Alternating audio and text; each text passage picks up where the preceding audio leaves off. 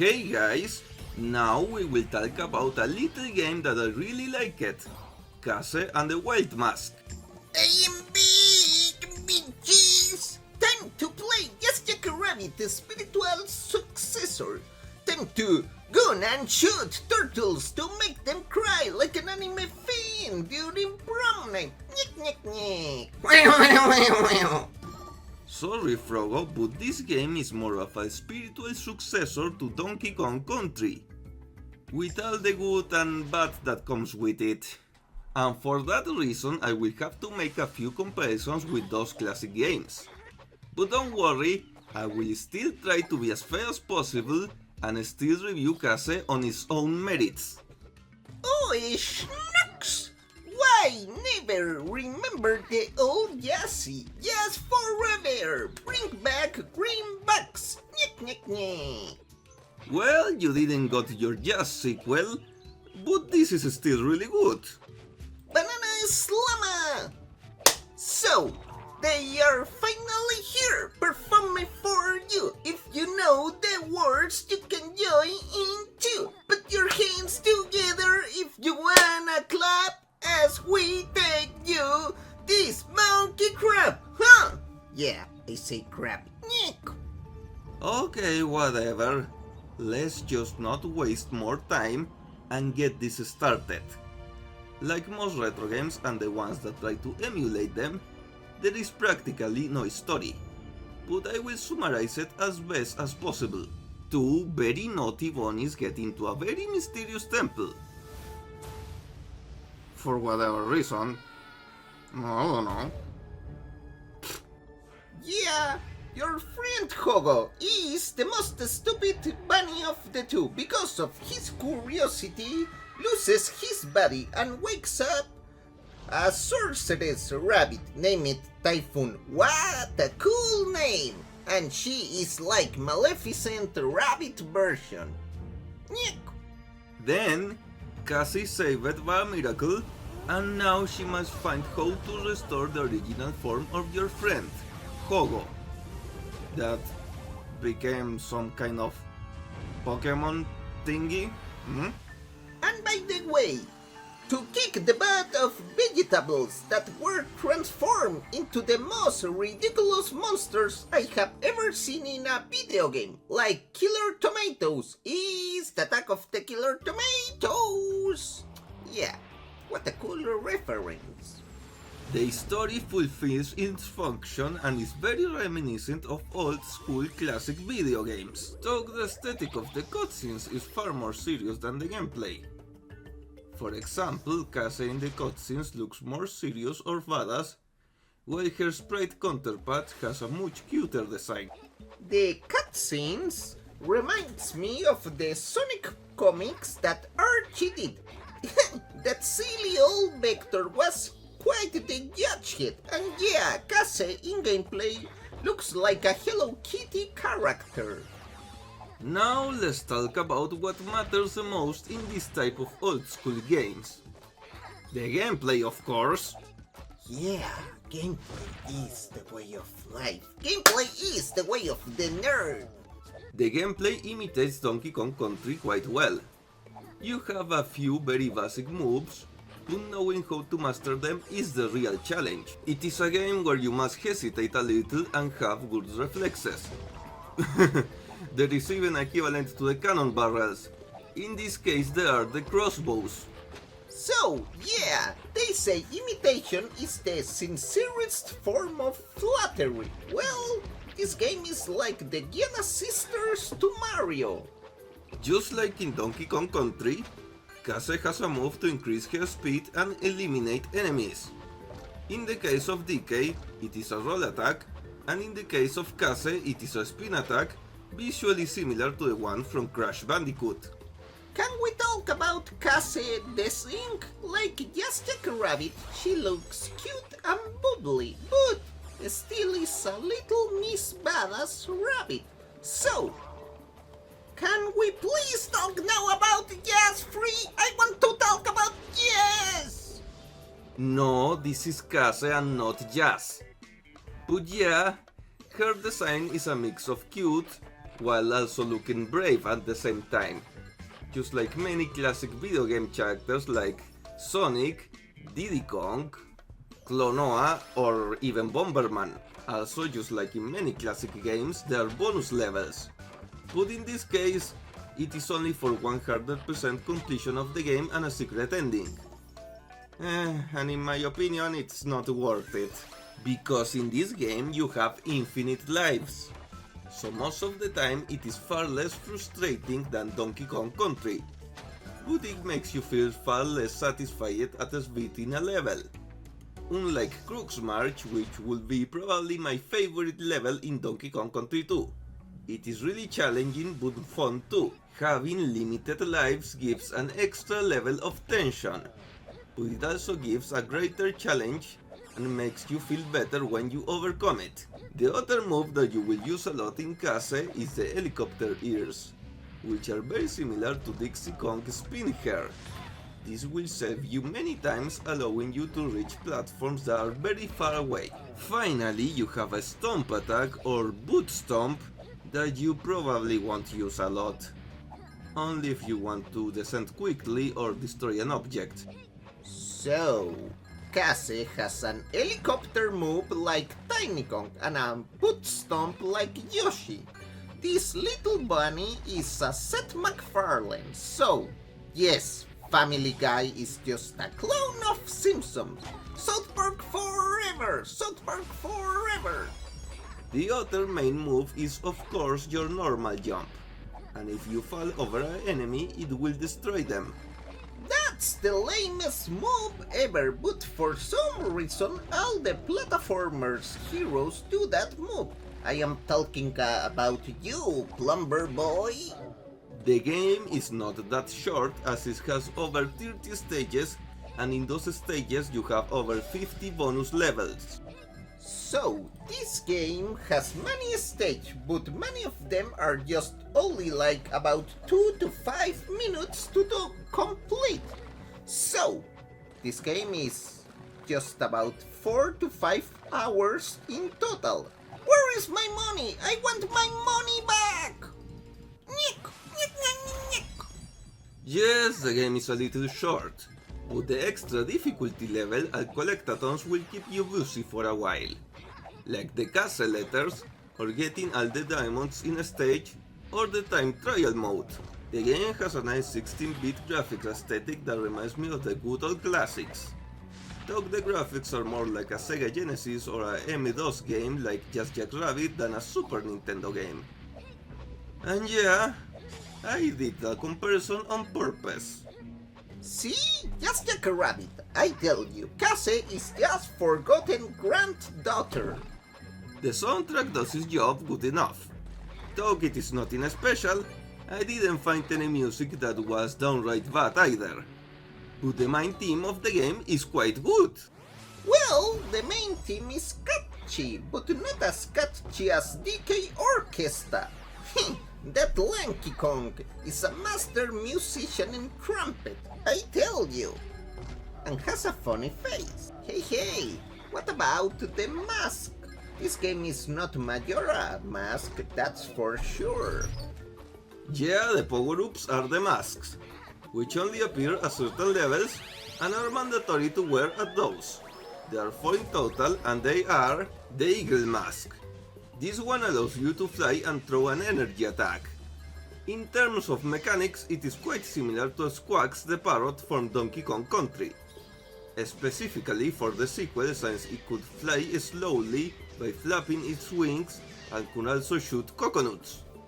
So, now a parrot can vomit coconut. It doesn't make sense.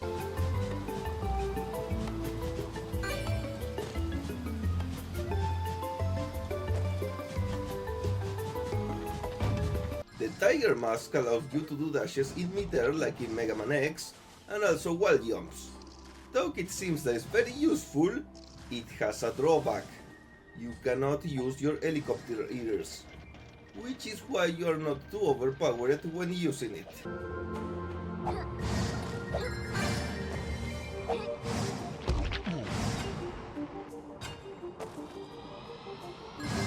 The shark mask allows you to swim underwater, but not like Donkey Kong Country at all, but more like how Rayman handled it in Origins and Legends, which I think is quite good, since those games allow it, unlike others, to have a lot more agility underwater.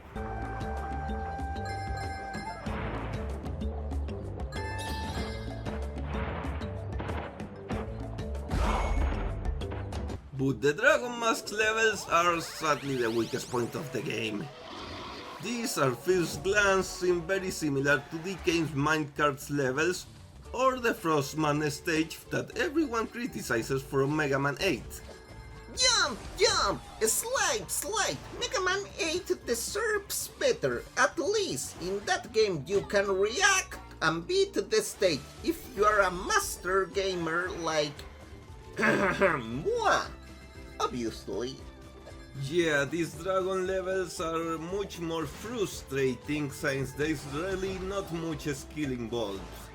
You cannot make mistakes and they become a simple trial and memorization error. In other games, even if trial and error can help, if you're fast and skilled enough, you can overcome any obstacle even in your first try. Unfortunately, that's not the case in Kaze. Here you can almost only pass the obstacle if you already know what's coming, so I recommend for these levels and the bosses to change the difficulty to casual, because at least now you have more hit points to beat the most frustrating parts of the game.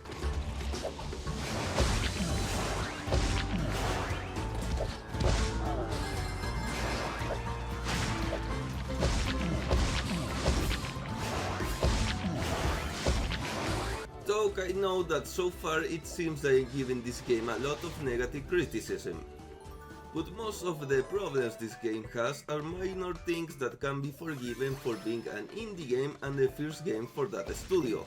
The only major problem is the dragon levels and the bosses.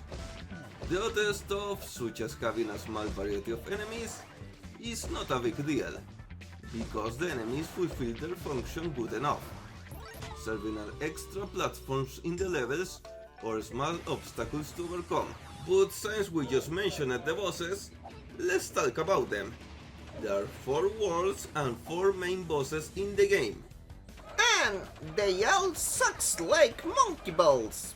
Banana split. Get it? Monkey balls, banana split.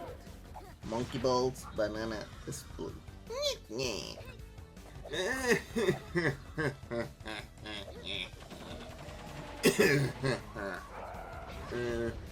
Well, I don't think they're that bad. Let me explain. These bosses are very detailed in terms of complexity and presentation, but they're very frustrating since they are very long sequences of obstacles and you can only make one mistake. Which will not be a problem, except that if you die you must repeat each phase from the beginning.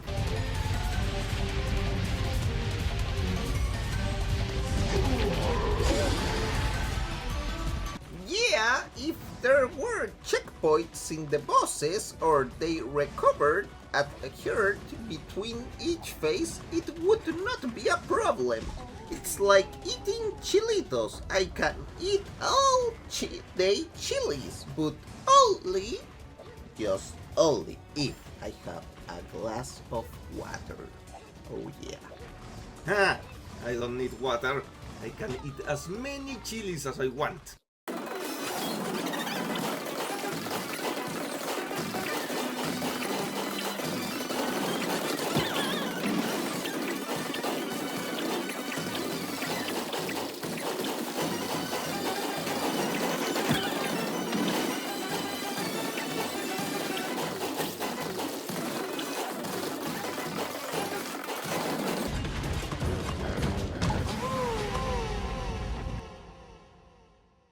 But anyways, since this game likes to imitate Donkey Kong Country so much, I will use its sequel Diddy's Quest as an example of how to do a challenging boss. The final battle against Captain Rule is a gauntlet of everything you have learned up to that point, and a good final exam before finishing the game. Yeah, King K. Rool was always a hard to deal, except as Baron von Krulestein. Captain Rule has 3 different phases with 9 hits in total, which is quite a lot for a 2D platform boss. But despite its great difficulty, Rayware knew it should not be too frustrating, so in between each phase, Donkey Kong helps you by giving you an extra hit point so you can continue the battle for longer. Which only happens for that boss because of its great difficulty spike compared to the previous bosses of the game. Instead, with the Kaze bosses, you can only make one mistake, just one in the fight, and you have to restart from the beginning that long fight. That's lame and even lamer than Super Meat Boy bosses. So like we mentioned it before, just change the difficulty in the bosses to casual.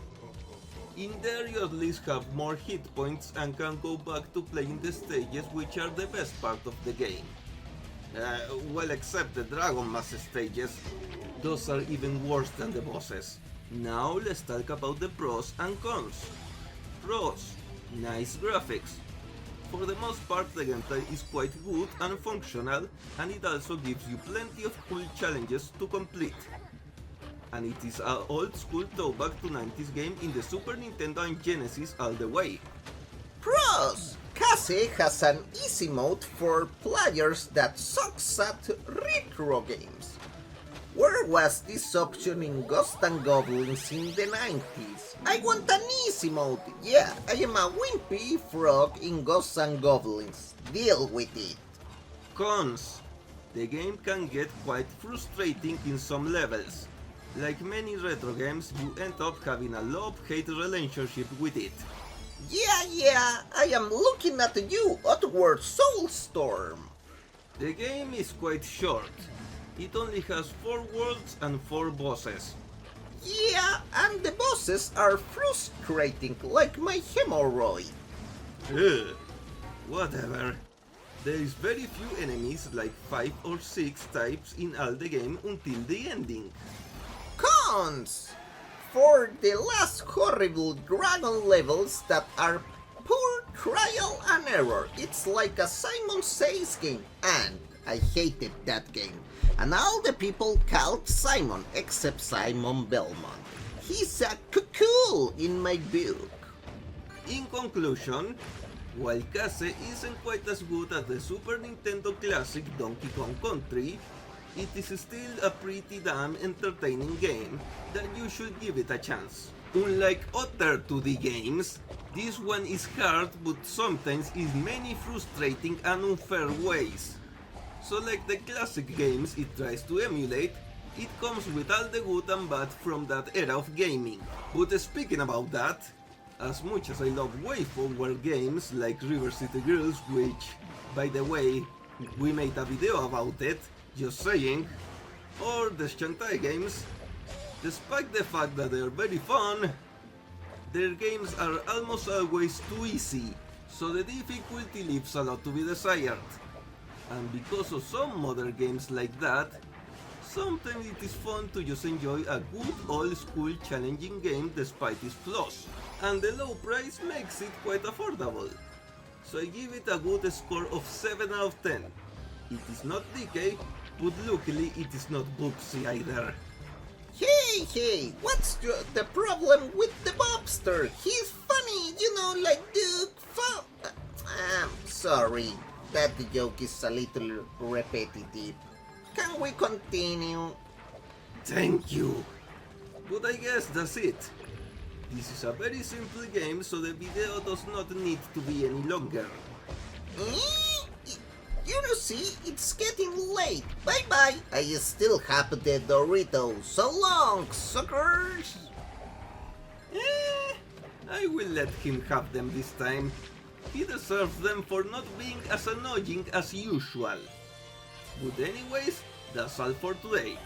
See you later, guys.